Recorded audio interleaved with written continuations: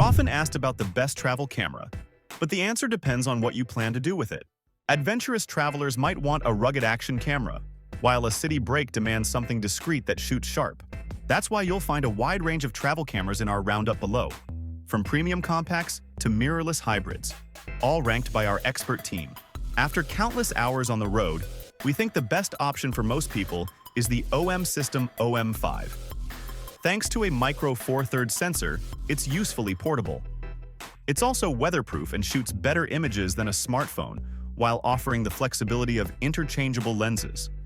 That said, we know it might not be the right choice for every traveler. We've reviewed each model below in the real world to see how it stacks up when shooting on the move.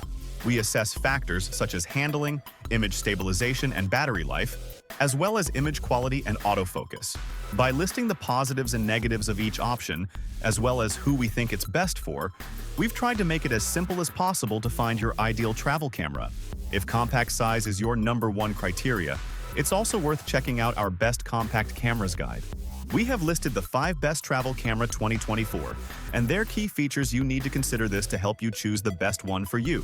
For more information on the product, as always, I've included a link in the description box down below, which are updated with the best prices on each product. Like the video, comment, and don't forget to subscribe. Be sure to stay tuned till the end so you don't miss anything. Now let's get started.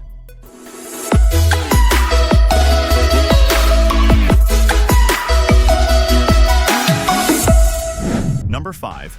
OM System OM5.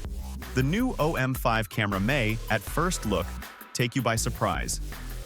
However, you may have noticed that OM Digital Solutions, OMDS, knows what they are doing.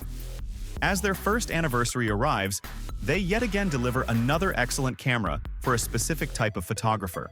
Some years ago, I went into a camera store to buy a full-frame DSLR. When I picked it up, I found it cumbersome, and the ergonomics for me were awful. I have large hands and long fingers, but all the buttons seemed to be in the wrong place. On the next shelf was a diminutive Olympus OMD EM5 Mark II. Strangely, it fitted me perfectly. I ran some test shots through it, and the image quality was more than fine. I liked the colors and the creamy smooth bokeh of the 45mm f1.8 lens. As my commercial photographic needs changed, I swapped the EM5 with a friend.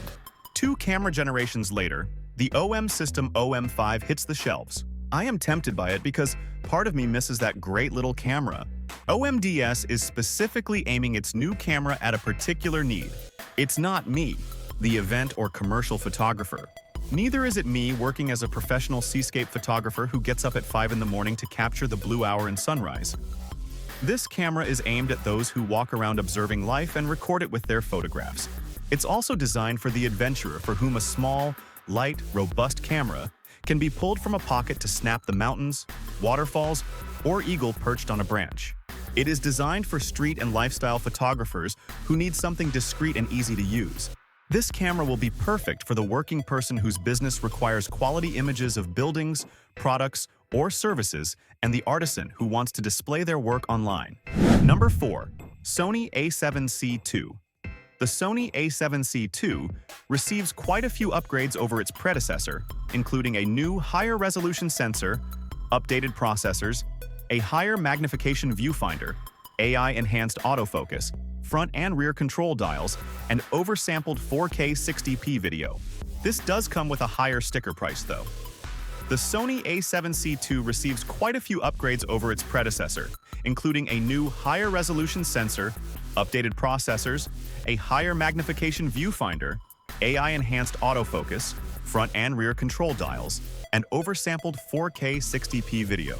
This does come with a higher sticker price, though.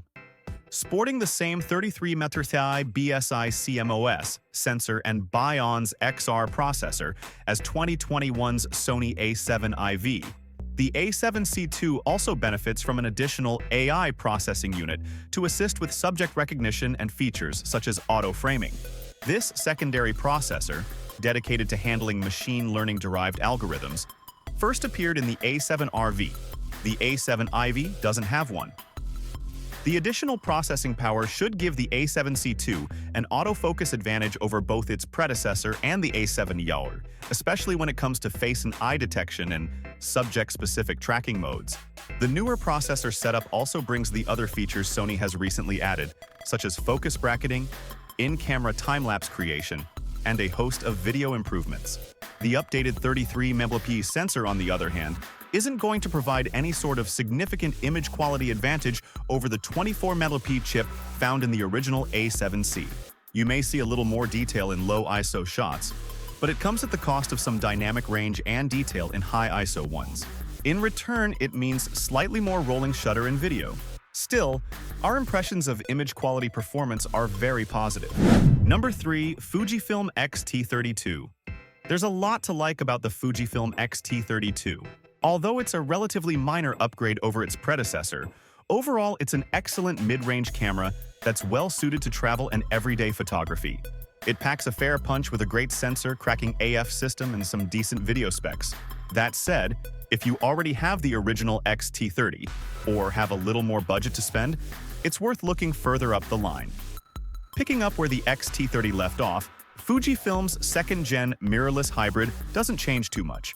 It remains a beginner-friendly retro-style camera with a solid set of specs, including strong autofocus and uncropped 4K recording with the same 26.2MP APS-C X-Trans CMOS sensor as before. Given that the original X-T30 is now harder to find in new condition, the Mark II is Fujifilm's most affordable option for beginners who want a travel-friendly camera with a capable sensor. In the UK and US, official prices have crept up since the camera hit shelves in 2022, although we still think it represents good value in 2024. It's also worth looking out for deals on the X-T32 during upcoming sales events. As the model gets older and rumors of an X-T33 start to circulate, there's an increased chance of finding discounts online. Launched back in 2019, the original Fujifilm X-T30 was intended as a light version of the Fujifilm X-T3, boasting several of the same specifications in a more consumer or travel-friendly body. Fast forward to 2022, and the X-T32 represents only a modest upgrade. Although considering that the original camera was so good, that's perhaps no surprise. If you already own the X-T30, there's probably little point in upgrading, but if you're looking for a good all-rounder which doesn't put too much of a dent in your wallet and fits neatly into your bag for everyday and travel use, then it's worth considering, and the fact that it's a treat to look at is a nice bonus too. Number 2. Olympus OMD EM10 Mark IV, the Olympus OMD EM10 Mark IV is the entry-level model in the company's DSLR-style lineup of micro four thirds cameras. The pen models, such as the EPL10, are rangefinder style. It's a step up from the beginner-focused EPL series, offering more controls, better build quality, and a broader feature set. It sports a 20MP 4/3 sensor, in-body image stabilization, flip-down touchscreen with a simple interface, and 4K video capture. The EM10 IV is available now in 2 kits, in your choice of silver or black. Body only with an MSRP of $699 and with the very compact 1442mm f3.5 5.6 easy lens for an MSRP of $799. You may be able to find some better deals if you shop around though.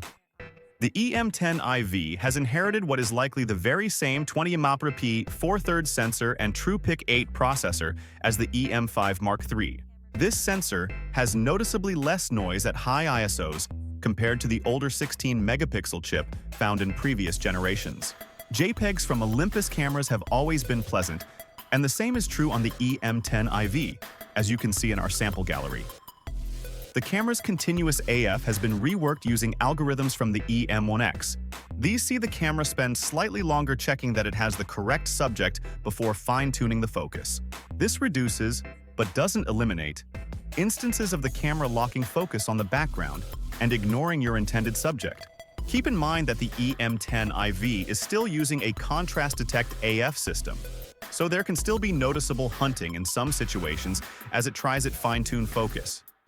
We didn't find it too distracting though, even in 4K video capture. Number 1. Sony RX100 VII. The RX100 VII is the most capable pocket camera ever made, both in terms of video and stills. But on paper, it doesn't seem to offer much over the RX100 VI. The lens is the same, the pixel count is the same, the body is unchanged, and image and video quality are nearly indiscernible. So why'd we give the RX 107 a Gold Award? Because a vastly improved AF implementation and general usability improvements make the 7th easier to operate, more reliable, and perhaps most importantly, more enjoyable to use. The RX 107 is a well-built little camera with a limited number of control points, but lots of possibility for customization. Buttons are small, and the camera's menus can be both dense and confusing to navigate. Fortunately, the need to jump into the main menus or use the tiny buttons is mitigated by the inclusion of a customizable FN menu and My Menu, as well as an industry-leading AF implementation with touch capability for setting an AF point. Unfortunately, the touchscreen isn't fully utilized. It can only move one's AF area or initiate tracking in video, not navigate menus or playback. We continue to love the single-press pop-up EVF, first seen on the Mark VI, and appreciate the inclusion of a microphone jack, even if there's no cold shoe for mounting. The RX 107 not only has the easiest to use autofocus implementation of any compact, it also has the most reliable. Real-time tracking AF does a great job of sticking to whatever you point the camera at, and no EVF blackouts with 20 FPS bursts and plenty of buffer space means you should have no issue following fast action, although a UHS card slot means the buffer is slow to clear. Sony lowered the max burst rate from 24 FPS to 20 FPS between the RX 100 V6 and 7s to eliminate blackouts, a trade-off we fully support. The silent, fully electronic shutter mode used in bursts introduces little to no rolling shutter, so action shooters needn't worry.